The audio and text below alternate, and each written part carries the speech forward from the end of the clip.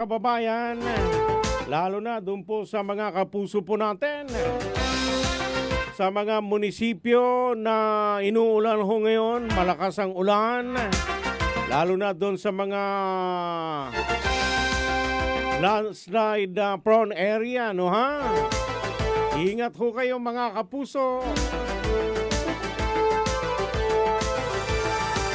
Bantay Panahon!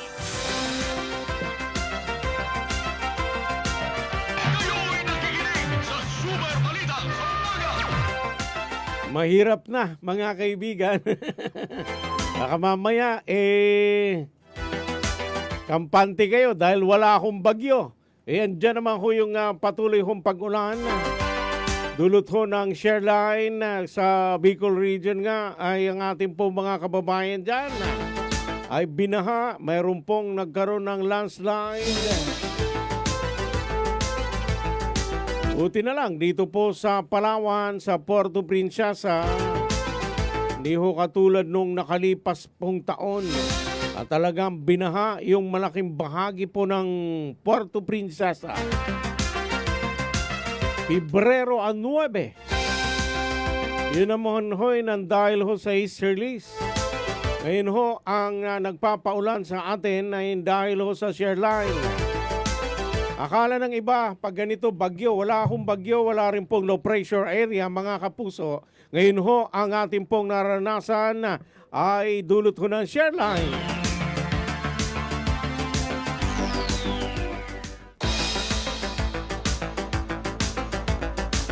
Kayo'y nakikinig sa Super Balita sa Umaga!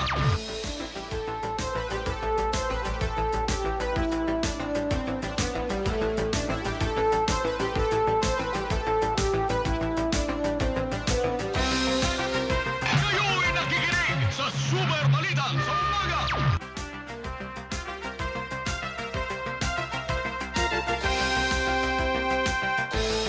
Mga kaibigan, sa ngalan po ng aming po mga kasamahan sa News and Public Affairs ng GMA Palawan, sa ngalan din po mga kapuso ng aking pong partner sa bahaging teknikal, Super Rene A. Olape.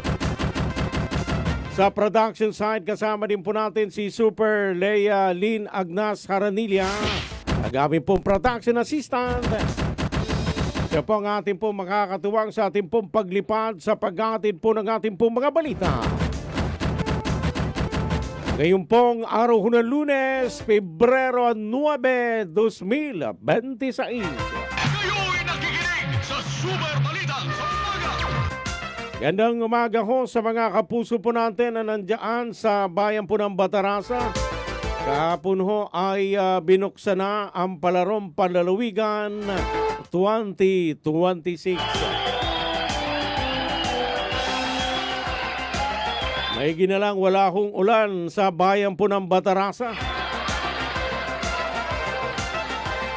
Umpisa pa lang ho ng Palarong Panlalawigan doon sa mga aktibidad na ba'y talagang masiglang-masigla na ho. Ang iba't ibang delegasyon mula sa iba't ibang munisipyo ng lalawigan ng Palawan.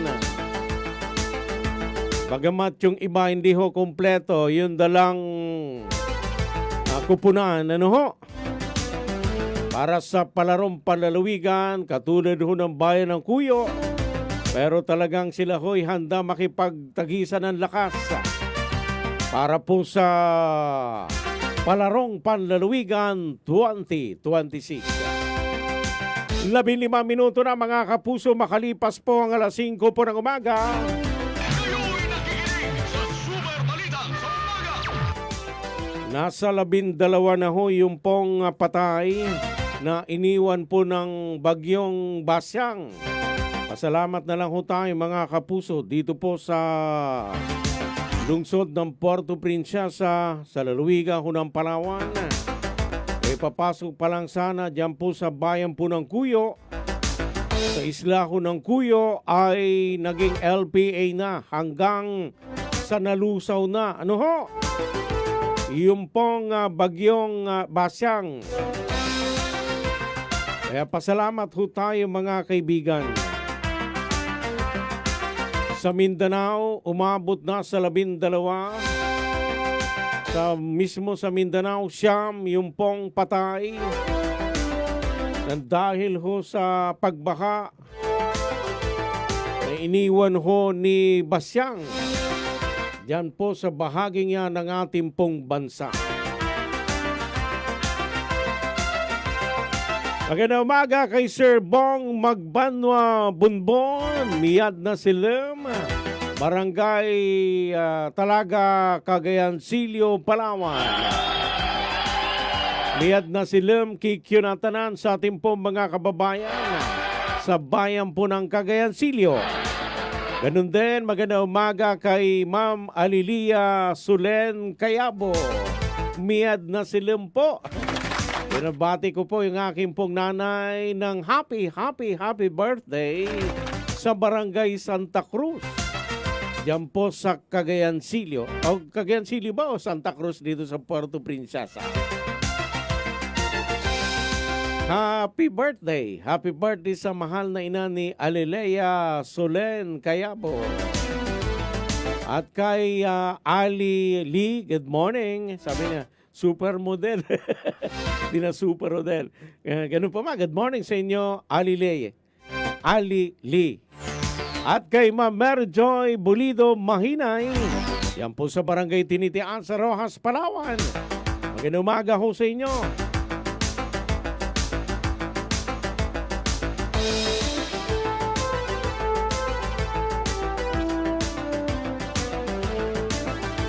Kayo'y nakikinig sa Super Balita sa umaga. Magandang umaga, diyan po sa Barangay San Miguel, sa Rojas, Palawan. Nakaugalian na ho yan ng ating pong mga kababayan. Ano ho? Diyan po sa lugar na yan, sa Rojas, Palawan, mga kapuso, madaling araw pa lang. Nakaantabay na ho sa atin yung ating pong mga kababayan, lalo na yung mga estudyante. Habang naghahanda ng kanilang baon.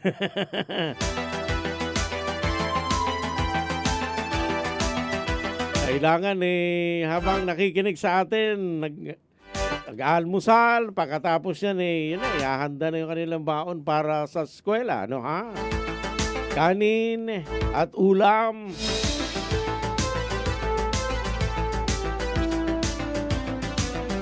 Dahil malayo ho sa eskwelahan, lalo na yung mga nasa sekundarya.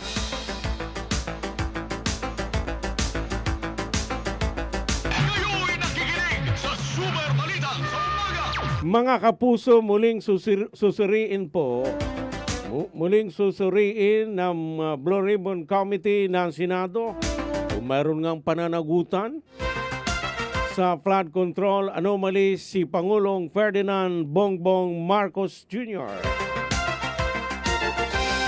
Nakatakda hong muling suriin ng Senate Blue Ribbon Committee. Senate Blue Ribbon Committee, mga kapuso, yung pananagutan ni Pangulong Ferdinand Bongbong Marcos Jr. sa usapin ng flood control project anomalies.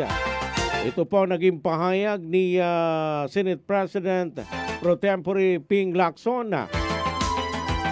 Ito yung kanilang magiging prioridad ngayong araw na Lunes, Pebrero 9, kung paanong gagawin nila kung sakasakaling sangkot nga ang Pangulo sa naturang anomalya.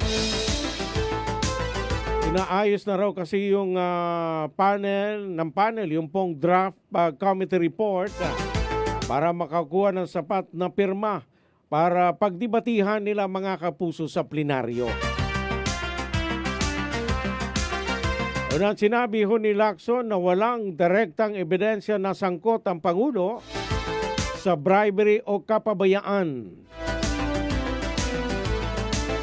Yung kanya ay inaprobahan niya lang basta yung General Appropriations Act na inihanda ng Kongreso. So walang direktamenting ebidensya na tumutukoy ho, mga kapuso, yung nakikita lang yung pagiging kapabayaan. Basta pumirma na lang siya dun sa General Appropriations Act na ginawa o inihanda ng ating pong Kongreso. Prinsesa DYSB. Ito ang balita.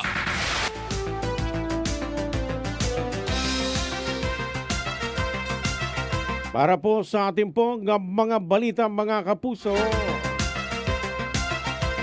yung pong araw ho ng Lunes, Pebrero 9, 2026. Kung hindi man nalusaw ang binabantayang bagyo at ang truck nito ay kasama ang Cuyo Island, ayon kay Joel Lagrosa, Municipal Disaster Risk Reduction Management Officer na Magsaysay, nakahanda na umano sila sakaling naapektuhan ng sama ng panahon ng kanilang bayan na kung saan naka-activate na ang kanilang emergency response team at mga gamit habang may mga koordinasyon na rin sila sa mga barangay at tukoy na rin ang mga evacuation center. Ang preparedness measure namin for typhoon bash, yung unang-una ay ang emergency response team namin o ang ERT namin ay mula kahapon ay 24/7 na operational ang status. At ang mga ang mga MCR rin po personnel, yung municipal emergency response team volunteers ay nakaantabay na din po.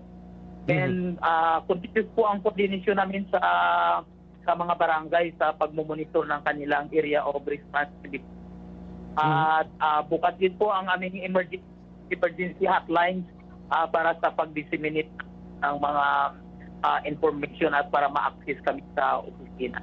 At ang mga vehicles na handle equipment ay nakaready na rin po at standby na rin po sa operation center sa ngayon. At na-identify na rin po namin ang evacuation centers kung sakaling kakailanganing magpa-evacuate at magpababayan. Mga kaibigan, ang inyong pong napakinggan ang tinig ni Municipal Disaster Risk Reduction Management Officer ng Bayan ng Magsaysay, Ginoong Joel Lagrosa. Superadyo, Puerto Princesa, DYSB. Ito ang balita. Yun ang maganda sa ating po mga MDRRMO sa iba't ibang bahagi po ng Palawan. Mayroon palang paabiso na posibleng maapektuhan ng bagyo. Sila ho'y nakahanda na.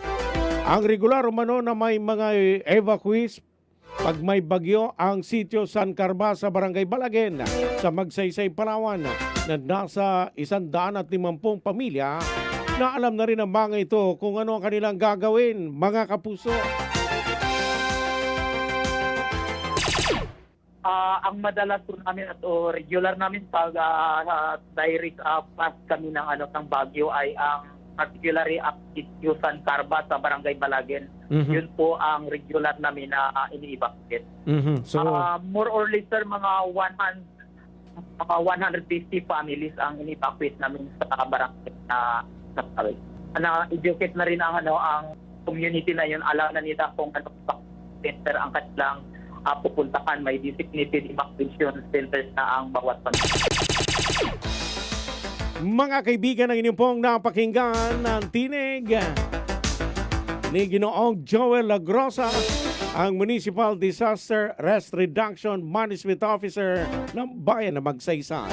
Superadyo, Puerto Princesa, DYSB. Ito ang balita.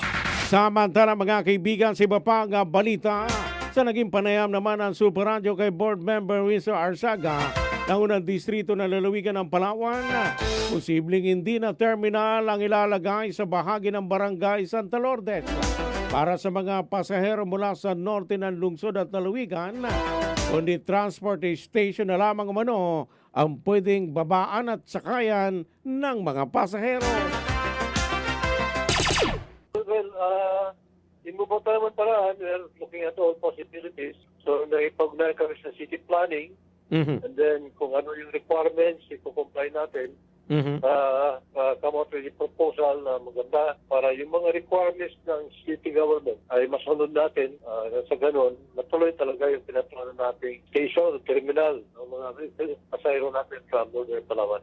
So hindi na talaga terminal, station na lang, sir. Transport station na lang yung ating pinaplano ngayon. Sa tingin ko, we have to be very creative dyan. Creative tayo dyan. Kung talagang nakalagay sa batas nila dyan. Kaya sabi, isang terminal na. Pero sa laki naman ng syudad, hindi ko ang hirap nun. So we have to think of other ways. Kasi pwede naman gumawa tayo ng parang transport station.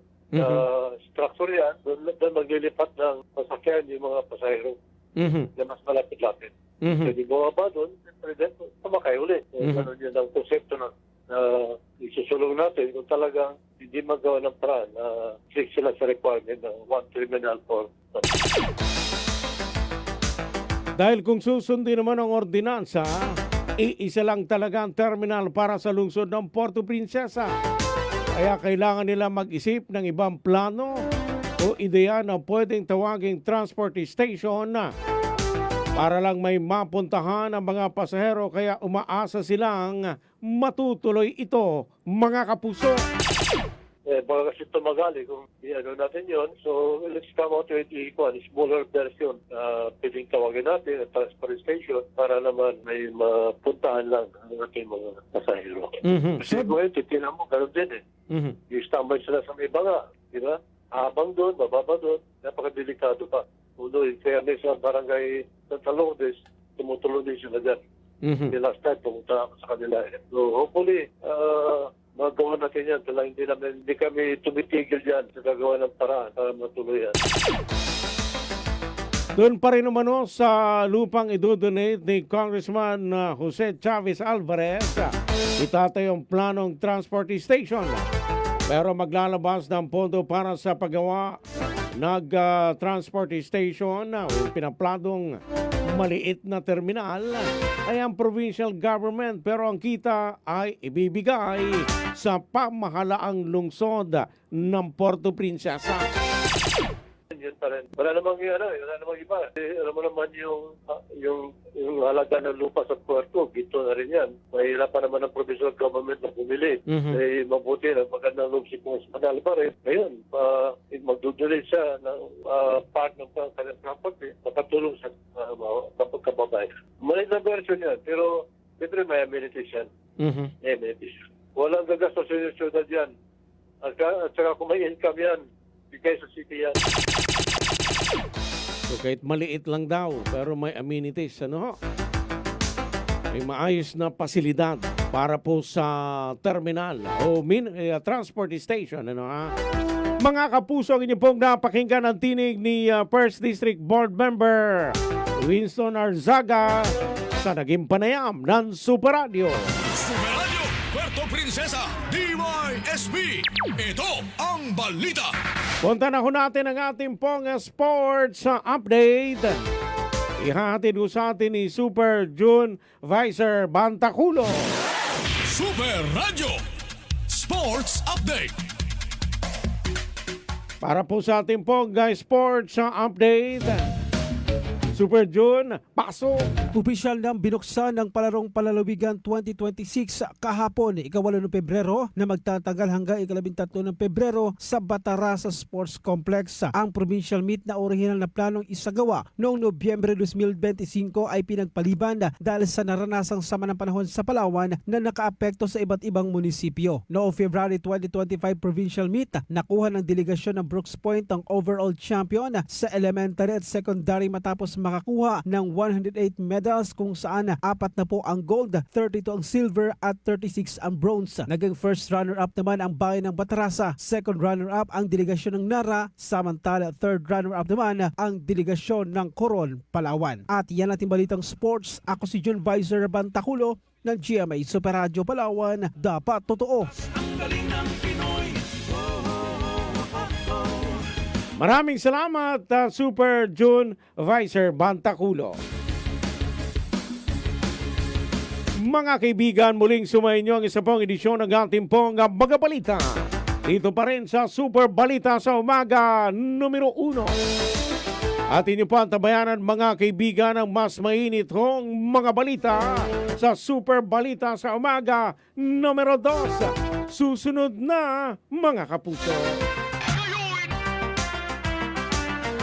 Magandang umaga Pilipinas, magandang umaga Puerto Princesa at sa buong lalawigan ng Palawan. Para sa malaking misyon at mas malawak na paglilingkod sa bayan, narito na ho ang ating pong mga balita sa Super Balita sa Umaga numero 2. Super Radio Puerto Princesa DYSB. Ito ang balita. Bantay Panahon. Ayon ho sa Pag-asa, wala hong binabantayang bagyo o anumang low pressure area na nasa loob po at labas ng PAR. Samantala mga kaibigan, ang Eastern Samar, Western Visayas ay makakaranas na maulap na kalangitan na may kalat-kalat na pag-ulan at ilang pagkidlat pagkulog ng dahil ho sa shearline.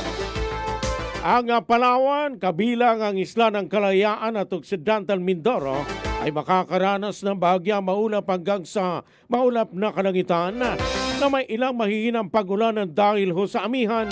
Ang naturang o yung natitirang bahagi ng Visayas ay makakaranas ng bahagyang maulap hanggang sa maulap na kalangitan na may ilang pag-ulan o pagkidlat, pagkulog ng dahil ho sa localized thunderstorms. Ang silangang bahagi ng Visayas ay makakaranas ng malakas hanggang sa malalakas na hangin mula sa hilagan-silangan na may maalon hanggang sa napakaalon na karagatan. Ang Palawan, kabilang yung pong isla ng Kalayaan at Occidental Mindoro ay makakaranas ng katamtaman hanggang sa malakas na hangin mula sa ilagan-silangan na may katamtaman hanggang sa maalon na karagatan. Ang natitirang bahagi ng Visayas ay makakaranas ng mahina hanggang sa katamtaman na hangin mula sa ilagan-silangan hanggang sa silangan na may banayad hanggang sa katamtamang alon sa karagatan. Bantay Panahon. Alas 5:49 na ho ng umaga. Ngayon nakikinig sa Super Balita sa Umaga. Samantala mga kaibigan sa iba pang balita, pagbubukas ng palarong panlalawigan sa bayan ng Batarasa naging matagumpay. Super Radio Local News. Alamin ko natin ang detalye ng balitang yan si Super June Vicer Bantaculo. Para po sa detalye po ng balita, pasok! Matagumpay ang pagbubukas ng palarong panlalawigan sa bayan ng Batarasa na may temang Unity in Sports Excellence in Action na magsisimula sa 8 hanggang 13 ng Pebrero taong kasalukuyan. Mismong mga punong bayan ng bawat munisipyo ang nanguna at nagpakita ng suporta sa mga malalaro sa isinagawang parada. Humigit kumulang 8,000 atleta ang kalahok sa provincial meet ngayong taon. Samantala, sa pamagitan ng 20 minutong fireworks ay naging hudyat ito upang formal na buksan ang palarong panlalawigan. Hinimok ng Department of Education ang lahat ng manlalaro na gawing makabuluhan at magbunga ng magandang resulta ang kanilang magiging karanasan sa kompetisyon. Ang mga atletang mangunguna sa provincial meet ang siyang kakatawan sa lalawigan para naman sa Mimaropa Regional Athletic Meet Association. Ako si June Vicer Bantaculo ng GMA Super Radio Palawan. Dapat totoo. Mga kaibigan, kayo ho'y patuloy na po nakikinig sa Super Balita sa Umaga numero 2. Ngayon nakikinig sa Super Balita sa Umaga. Sa kaugnay na balita, Governor Amy Alvarez nangako agad ibibigay ang insentibo ng mga atletang makakakuha ng medalya. Super Radio Local News. Alamin ko natin ang detalye ng balitang yan. Muling bumabalik si Super June Vicer Bantaculo.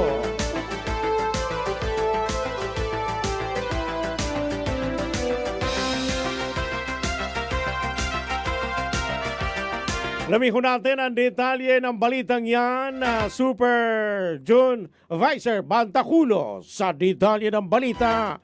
Paso! Pinangako ni Governor Amy Alvarez sa mga atletang kalahok sa Palarong Palalawigan 2026 sa bayan ng Batarasa na hindi na maantala ang pagbibigay ng mga insentibo sa mga makakakuha ng medalya sa naturang kompetisyon. Ayon kay Governor Alvarez, bago pa man makakauwi ang mga atleta ay ibibigay na sa kanila ang kanilang mga insentibo na pinagsikapan sa pamagitan ng pagkamit ng medalya. Batay sa ordinansa ng Pamahalang Palalawigan, bawat manlalaro na makakuha ng ginto ay makakatanggap ng 3,000 piso, 2,000 naman para sa makakuha ng pilak at 1,000 sa makakakuha ng tansong medalya. Ako si June Vicer Bantaculo ng GMA Super Radio Palawan, dapat totoo.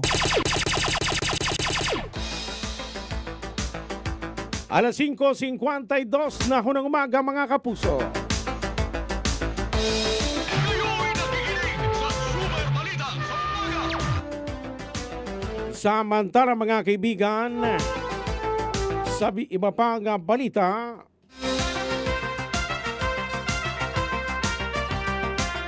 punta naman ho natin ang balita mula kay Super Wilmar Abreya.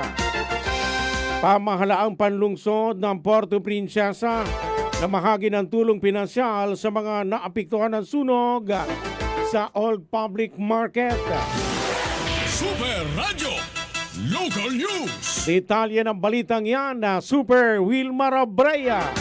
Sa detalye ng balita, paso! Na mahagi nagatulong pinansyal ang City Government ng Puerto Princesa sa 93 o 93 na mga maninda mula sa kabuang 126 na naapektuhan ng sunog sa Old Public Market na nakapagsumiti na ng kompleto mga dokumentong kinakailangan upang makatanggap ng ayuda.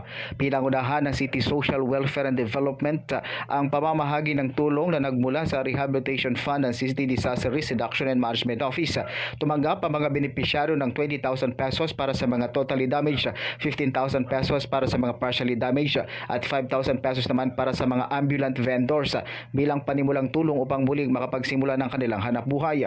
Samantala muling pinaalalahanan ng CSWD ang natitirang 33 manininda na kumpletohin ang kanilang mga dokumento kabilang ang fire certificate na nagsasaad ng halaga at uri ng panindang nasunog, barangay certificate at public market certificate bilang patunay na sila aktual na manininda o nagtitinda sa pwestong naapektuhan ng sunog.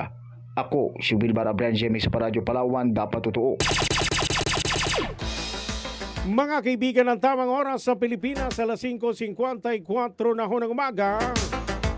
Kayo ho'y patuloy pa rin po nakikinig sa Super Balita sa Umaga numero 2. Kayo'y nakikinig sa Super Balita sa umaga. Supply ng mga pangunahing bilihin sa Puerto Princesa, walang kakulangan. Ayon po yan sa Department of Trade and Industry. Super Radio Local News. Alamin ho natin ang detalye ng balitang yan si Super June Vicer Bantaculo. Sa detalye ng balita, paso! Nananatiling sapat at walang kakulangan ang supply ng mga pangunahing pangangailangan at bilihin sa lungsod ng Puerto Princesa batay sa huling monitoring na ikinasa ng Department of Trade and Industries sa mga pangunahing tindahan at supermarkets sa syudad sa nakalipas na linggo. Sa impormasyon mula kay Ginoong Wilson Paz ng DTI Palawan, ilang mga stock keeping units ang tumaas ng 10% at merong mas mababa rito kumpara sa suggested retail price. Kagad naman pinadalhan ng letter of inquiry ang ng ahensya ang mga establishmento upang agad na ipantay ang presyo. Sa presyo ng produktong petrolyo ay may mga pagalaw sa gasolina at krudo ang kada litro. Samantala ang liquefied petroleum gas o LPG ay pumapalo naman sa 1,087 pesos ang kada 11 kilogram. Ako si June Vicer Bantaculo ng GMA Super Radio Palawan, dapat totoo. Alas 5:56 na ho ng umaga. Kayo'y nakikinig sa Super Balita sa umaga. Samantala mga kaibigan, puntahan po natin ang bayan po ng El Nido. 2 po ang patay sa banggaan ng motorsiklo sa bayan ng El Nido, Palawan. Super Radio Police Report. Alamin ho natin ang detalye ng balitang yan si Super Kenneth Calumres. Sa detalye ng balita, Pasok! Patay ang dalawang motorista matapos magsalpukan ng kanilang mga motorsiklo sa kabaan ng National Highway sa Barangay Villa Libertad, El Nido, Palawan bandang 1:30 ng madaling araw nitong linggo.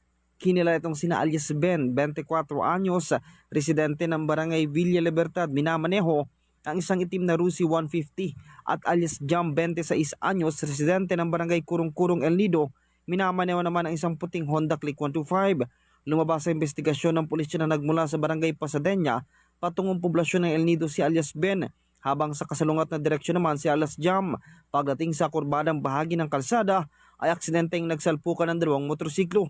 Kapwa nagtamo ng malulubang pinsala sa katawan ng mga motorista at maging ang kanilang mga angkas na agad namang isinugod sa El Nido Community Hospital ng MDRRMO. Gayunpaman, dineklarang dead on arrival ang dalawa bandang 3:00 ng madaling araw.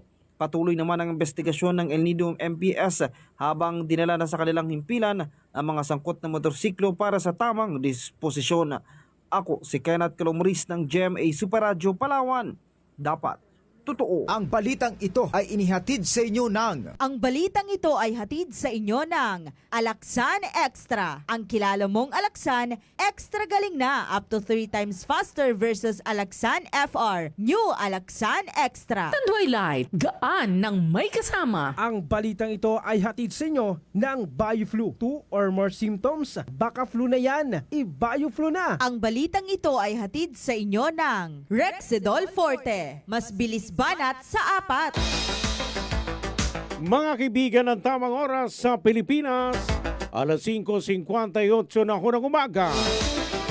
Kayo ho'y patuloy pa rin po nakikinig sa Super Balita sa umaga numero 2. Kayo'y nakikinig sa Super Balita sa umaga. Samantala mga kaibigan, balikan ko natin si Super Wilmar Abraya. Kaso ng dengue sa lungsod ng Puerto Princesa umabot na sa 62 mula Enero hanggang unang linggo ng Pebrero. Super Radio Local News. Detalye po ng balitang yan, Super Wilmar Abraya. Sa detalye ng balita, pasok! Umabot sa 62 ang kabuang naitalang kaso ng sakit na dengue sa Puerto Princesa mula Enero 1 hanggang Pebrero 3, 2026. Batay sa pinakahuling dengue case bulletin ng City Epidemiology and Surveillance Unit, sa kabuang bilang ng mga kaso, 60 na pasyente ang gumaling na. Ang mga naitalang kaso ay binubuo ng 27 suspected, 18 probable at 17 confirmed dengue case infection. Batay sa datos, ang mga batang may edad 1 hanggang 10 taong kulang ang pinakamaraming naapektuhan. Nangunguna naman ang Barangay Siksika na may pinakamataas na bilang ng kaso na may 7 na kaso sa nasabing panahon. Upang maiwasan naman ang pagtaas ng kaso ng dengue, patuloy na hinihikayat ng City Health Office ang publiko na makiisa sa 5A's strategy laban sa dengue. Ako, si Wilmar Abraya ng GMA Super Radio Palawan, dapat totoo. Samantala mga kaibigan, balikan po natin si Super Kenneth Calomres sa kanyang balita. Isang van nahulog sa kanal. Yan po sa Narang, Palawan, ilan sakay sugatan. Super Radio Police Report. Detalye ng balitang yan, Super Kenneth Calomres. Sa detalye ng balita, pasok! Sugatan ng driver at 4 na pasahero ng isang van matapos mahulog sa kanal sa kabaan ng National Highway ng Barangay Bato-Bato, Narang, Palawan.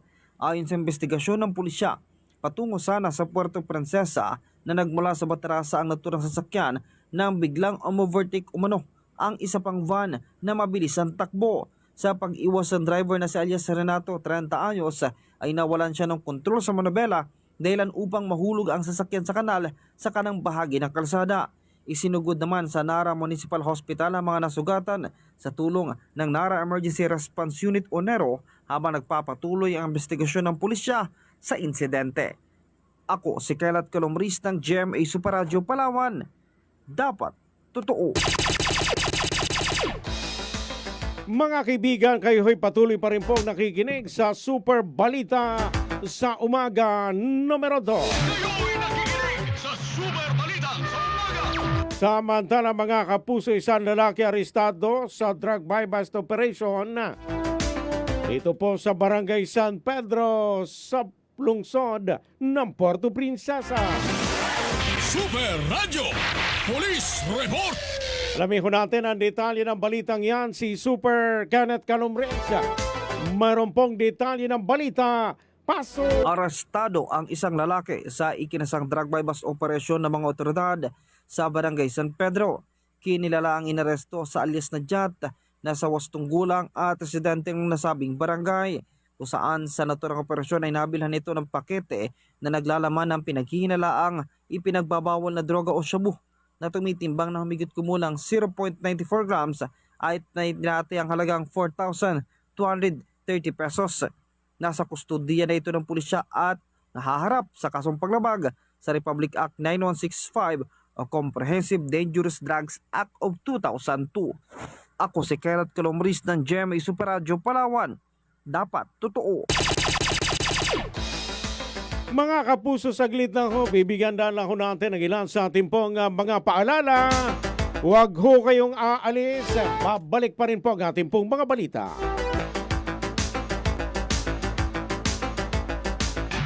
Nakikinig sa Super Balita sa umaga.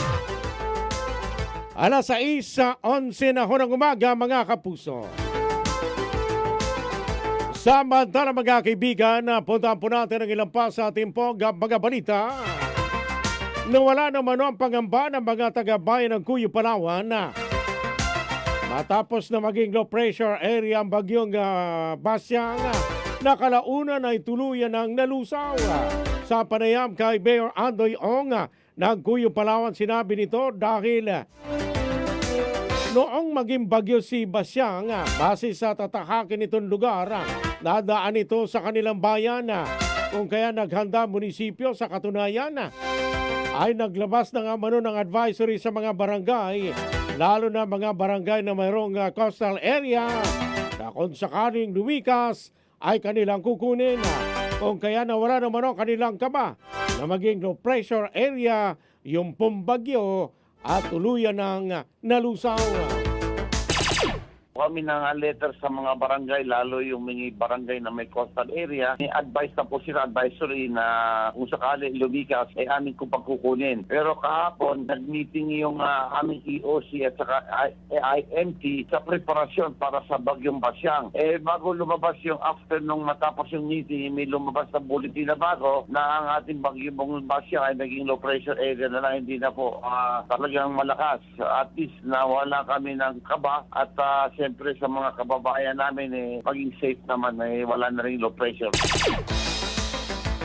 13 minuto na mga kapuso, makalipas po ang alas 6 po ng umaga. Samantala, nabigyan na rin mano ng tulong ang lahat ng mga naapektuhan bagyo nitong mga nakalipas na ayon kay Mayor Andoy Ong na mahagi sila ng relief goods at maging ang national government ay nagpaabot din ng tulong sa mga totally at partially damaged na mga kabahayan. Yung lahat po ng mga kababayan ko yung nabigyan, di po lang yung malapit sa may mga partially totally, kami po nagbigay mga goods sa aming mga kababayan. At lalo na yung national government ay nagbigay din ng natamaan ng bagyo, lalo yung partially nasira yung bubong, mga bahay, at saka yung totally ay nabigyan po ng ating national government sa tulong ng ating pamahalaan. Mga kapusong, inyo pong napakinggan ang tinig ni Mayor Andoy Ong ng Bayan ng Cuyo, Palawan. Super Radio Puerto Princesa DYSB. Ito ang balita. Samantala mga kaibigan, may ipinadala o sa iba pang balita, may ipinadala na rin naman may pinadala ring delegasyon ng Bayan ng Cuyo sa Palarong Panalawigan 2026 na ginaganap sa Bayan ng Batarasa. Ay kay Mayor Andoy Ong, bagamat hindi full delegation o kumpleto ang ipinadalang mga atleta ng Cuyo, Palawan sa provincial meet,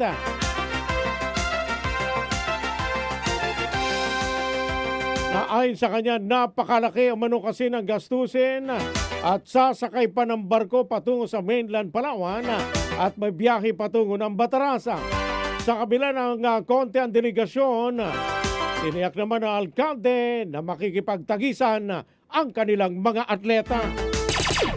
Siyempre, hindi namin kompleto yung aming dala kasi siyempre napakalaki yung gastusin. Kami ay sasakay pa ng barko, gastos na agad. Papunta doon sa bayan ng Batarasa, sa sasakyan gastusin. Pero at sa pakipag-partisipasyon sa ating pamahalang panlalawigan para sa provincial meeting, nandun na naman sa Batarasa ang mga atleta. Laban po, kahit konting athlete delegation namin, laban po. Mga kaibigan, ang inyong pong napakinggan ang tinig ng punong bayan ng bayan po ng Cuyo, Palawan, Mayor Andoy Ong sa panayam ng Super Radio. Super Radio, Puerto Princesa, DYSB. Ito ang balita. Muli tumpak niyo po mga orasan, mga kaibigan, ng tamang oras sa Pilipinas. 15 minuto na makalipas po ang alas 6 po ng umaga. Kayo'y nakikinig sa Super Balita sa umaga. Samantala sa iba pang balita, sa tingin ng Environmental Legal Assistance Center o ELAC, dapat ay komprehensibo o comprehensive assessment o study ang dapat gawin o gamitin tungkol sa epekto sa nangyayaring quarry operation sa Barangay Langogan. Ito sa lungsod na inireklamo ng mga residente. Sa panayam kay Attorney Jerty Mayo Anda ng ELAC, nagpahayag ito ng pangamba na baka magkaroon ng misinterpretation kung environmental impact assessment ang gagamitin dahil ginagawa mano ng isang proponente. Ang usapin naman sa Langogan, dapat gawin ng isang multi-agency body pag-aralan kung ano ba ang naging epekto ng quarry operation sa naturang barangay. Ano lang namin, ang komentaryo doon sa follow-up letter namin last week ay sana comprehensive study na lang or assessment ang gamitin. Kasi pag environmental impact assessment, mami-misinterpret na related sa doon sa environmental impact statement system ng Presidential Decree 1586 na ginagawa ng proponents. Ito kasi ay dapat gawin ng isang multi-agency body or a third-party group na may mga expert, scientists at iba ding mga bahagi ng pamalaan, pati yung pamayanan, para pag-aralan kung ano ba ang naging epekto ng pagkakwari doon sa barangay. Ang balitang ito ay inihatid sa inyo ng Ang balitang ito ay hatid sa inyo ng Rexidol Forte. Mas bilis banat sa apat. Tanduay Light, gaan ng may kasama. Ang balitang ito ay hatid sa inyo ng Alaksan Extra. Ang kilala mong Alaksan, extra galing na up to 3 times faster versus Alaksan FR. New Alaksan Extra. Mga kaibigan, tuloy-tuloy po tayo sa ating pong mga balita. Ang tamang oras sa Pilipinas, 18 minuto na. Makalipas pang alas 6 po ng umaga. Kayo'y nakikinig sa Super Balita sa umaga. Sa pananaw mano ng ELAC, talagang kailangan ng komprehensibong assessment sa quarry operational o sa quarry operation, hindi lamang umano sa Langogan, kundi pati sa iba pang lugar sa Puerto Princesa. Sa pananaw namin, kailangan talaga ng komprehensibong pagtatasa, pag-aase, pag-aralan yung quarrying doon. At hindi lang Langogan kasi may lumapit na sa akin kahapon na taga-Tanabag at meron ding nag-message sa ELAC na taga-Concepcion. Meron ding mga kababayan natin sa Binduyan at meron ding taga-Mauyon. Actually, ang sinasabi ko nga, dito sa Puerto Princesa, maliwanag na dapat mapakinggan ng iba't ibang ahensya ng pamahalaan na problema ang pagkakwari. Kailangan siya, pero may problema yung pagpapatupad. Hindi sa pwedeng isang tabi ang problema. At hindi pwedeng i-rationalize na wala na tayong magagawa kasi pagbabago ng klima. Ang argumento namin dyan, kung may geohazards at climate vulnerability has been established, all the more na dapat careful tayo. Diba? Meron tayong safeguards dapat. All the more na dapat hindi natin payagan yan ng walang pakundangan. Diba? Dapat i-regulate mo strictly yun. Mga kaibigan, ang inyong pong napakinggan ang tinig ni Attorney Jerty Mayo Anda ng Environmental Legal Assistance Center sa panayam ng Super Radio. Super Radio, Puerto Princesa, DYSB. Ito ang balita. Samantala mga kaibigan, sa kaugnay na balita, Sinabi pa ni Atty. Anda kung ang pagbibintangan ng mga opisyalis sa ang climate change lang ay mapanganib ito sa mga mamayan. Aniyang itinuturo lagi ng ilang mga opisyal ay ang pagbabago ng klima ang sinabi na dahilan. O sinasabi nga mano ng opisyalis na may climate change ay pareho lang mano sila ng ELA kung kaya't mas magkaroon ng assessment sa mga lugar. Ani Anda hanggat walang pag-aaral na magsasabi ng payagan ito sa mga tukoy na lugar ay huwag munang payagan ang bagong quarry, mga kapuso. Walang galang na po sa lahat ng opisyales. Kung ang pagbibintangan natin ay pagbabago ng klima lang at ang gold panning at illegal logging at isasantabi natin yung hinaing ng mga mamamayan, mapanganib yun sa hinaharap ng ating mga mamamayan. Alam ko naman nakikinig sila eh. Pero sa pakikinig ko sa mga ilang opisyales, pagbabago ng klima ang sinasabi na dahilan. Ang amin, tugon dyan, kung ang mga opisyales ay nagsasabi na may pagbabago ng klima, nagkakaisa tayo doon, all the more because you are climate vulnerable and the area is apparently a geohazard prone area, all the more the assessment must be done at ang pananaw ng ELAC dyan, ang posisyon namin hanggang magkaroon ng pag-aaral ay wag muna payagan ang bagong pagkakwari. Yung existing patapusin na yon. Pero hanggang walang pag-aaral na nagsasabi na papayagan ang pagkakwari sa mga ilang tukoy na lugar, wag munang payagan. Mga kaibigan, ng inyong pong napakinggan ang tinig ni Attorney Jerty Mayo Anda ng Environmental Legal Assistance Center sa naging panayam ng Super Radio. Super Radio, Puerto Princesa, DYSB. Ito ang balita. Mga kapuso, makulimlim ang papawirin na lungsod ng Puerto Princesa. Sila nagbabadya ng pag-ulan. Kaya marami ho nagtatanong kung meron pong bagyo. No ho? Wala akong bagyo kahit low pressure area ay wala ho, mga kapuso. Yung nagpapaulan sa katimugang bahagi ng Luzon ay ito pong Shareline at Amihan.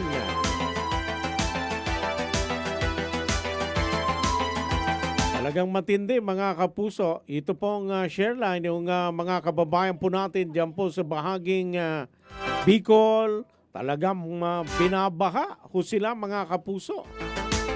May mga landslide na ho nangyari ng dahil lang ho sa Shareline. Kaya ingat, ho, sa mga lugar na inuulan na ho ngayon, dito po sa lalawigan ng Palawan at Puerto Princesa.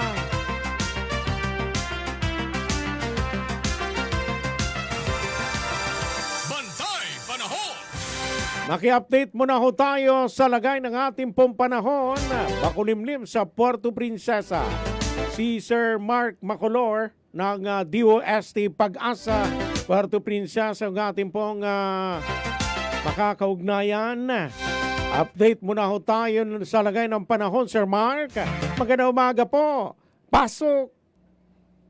Magandang umaga po, Sir Rodel, at maging sa ating mga kapagpakinig. Narito po ang update talaga ng ating panahon ngayong araw. Patuloy ang pag-iral ng Northeast Luzon dito sa atin sa malaking bahagi ng bansa. Kasama tayo dito sa Palawan. Nakikita nga natin na medyo na meron na namang surge ng malakas na anihan ngayong araw. Napakalakas na hangin ang dala-dala po nito. At sa the moment, itong ating tinitingnan na satellite image ay malaking bahagi po ng Palawan. Meron ng mga somehow possible yung mga pag-ulan.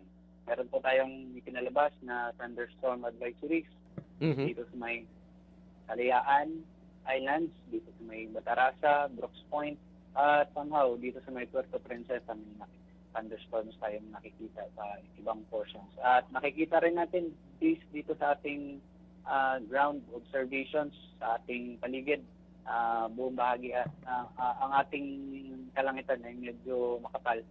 Dala lang tayo ng pananggal lang sa ulan. Ating mga kababayan na papasok sa school at papasok sa trabaho, dala po tayo na tayo. Ang tinitignan natin ngayong araw, ang Puerto Princesa at ibang bahagi ng Palawan ay at least 1 to 10 millimeters of rainfall. And may mga portions ng norte umabot ng 10 to 25 millimeters of rainfall. Ibig sabihin lamang po, saan po tayong expect na pagulan ngayong araw. Ang ating karagatan po ay dahil nga sa paglakas ng amihan. Andito banda sa may northern part ng Palawan, sa may west, ay umaabot ng 3.5 hanggang 5.5 na metro ang taas ng alon dyan. Kaya iwasan po muna itong bandang norte. Medyo mataas po ang alon natin dyan. Dito naman po sa may west, facing south, ay nasa umaabot ng 3 metro. Medyo mataas din po. Pero dito naman po sa may Sulusi ay umaabot ng hanggang 2.5 metro ang ating alon po dyan. Ingat lang po sa ating mga kababayan. Ang ating karagatan ay ang ating araw ay sumikat ng 6:26 ng umaga, lulubog ng 6:12 ng hapon, pag-asa, may pakulor, direkta na ulan. Okay. Kahit makulimlim, Sir Mark, hindi tayo makakaranas talaga ng mga malalakas na pag-ulan katulad na nangyayari sa Bicol, Sir Mark? Based sa ating satellite image na yung oras na ito, ay hindi tayo makakaranas ng kagaya sa Bicol dahil nakikita natin ngayon, medyo makapal doon sa kanila. Dito sa atin ay medyo somehow hindi ganun kakapal. Pero may mga kaulapan tayo. Pero ang maganda, expect tayo ng pagulan ngayong araw para lang sigurado tayo. Okay. So, asahan natin may pag-ulan pero hindi kalakasan talaga katulad ng sa ibang lugar sa ating bansa. Yes po sir, yan din ang ipinapakita ng ating models ngayon. Nakatingin tayo sa mga models, nakikita natin dito talaga sa may eastern kung saan may mga shear line ay medyo nasa 50 to 100 millimeters of rainfall and meron ding 25 to 15 millimeters of rainfall dito sa eastern part ng Pilipinas. Dito sa atin, ang pinapakita ng ating mga models, at least ang pinakamataas na ay 25 millimeters of rainfall dito sa may bandang norte ng Palawan. Ang umiiral sa atin ay amihan o pati shear line, Sir Mark? Mayroong amihan po sa atin. Okay. Maraming salamat, Sir Mark, sa inyo dyan sa Pag-asa. Salamat po. Salamat din, sir. Bantay Panahon! Mga kaibigan, ang inyo pong napakinggan si Sir Mark Macolor ng DOST Pag-asa, Puerto Princesa. Amihan ang umiiral ho sa atin. Pero iba ng amihan ngayon, mayroon na akong dalang pag-ulan. Hindi ho katulad noon nung maliliit pa kami pag amihan. Ang nasa isip kaagad ng bata, magpalipad ng saranggola. Ngayon, yung panahon na ng tag-ulan. Mayroon akong bit-bit na ulan, ano ha? Hindi na ho katulad noon na dahil pa rin po mga kapuso sa climate change. Amihan pero may dala na ho mga pag-ulan. Ang maigi mga kapuso, hindi ho natin maranasan yung pag-ulan katulad ho ng nangyayari po dyan sa bahaging Bicol. Ano ho? Na mayroon pa hong landslide, mayroon pa mga nadisgrasya ho nating mga kababayan.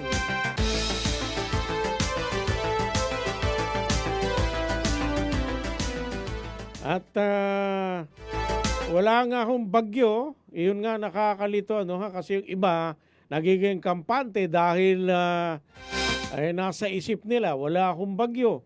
Pero matindi rin ho itong epekto ng shear line. At ganun din ang easterlies. Maigi sa atin ngayon ay amihan. Ano ho? Ay katulad ng binabanggit ko ho kanina, yung nagpaulan ho sa atin dito at bumaha ang malaking bahagi ng Puerto Princesa noong nakalipas na taon. Itong San Manuel, lubog sa baha. Karamihan ho ng kabahayan dito naapektuhan. Yan ho'y dahil sa easterlies na ating pong naranasan.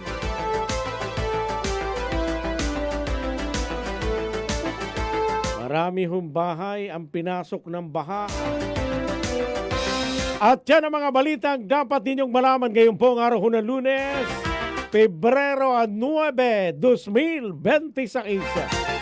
Kami ang inyong sandigan ng katotohanan. Ako po ang inyong kapuso, Super Rodel Guzman. Para sa malaking misyon at mas malawak na paglilingkod sa bayan, buong puso kami para sa Pilipino. Maraming salamat ho sa inyong pong pakikinig.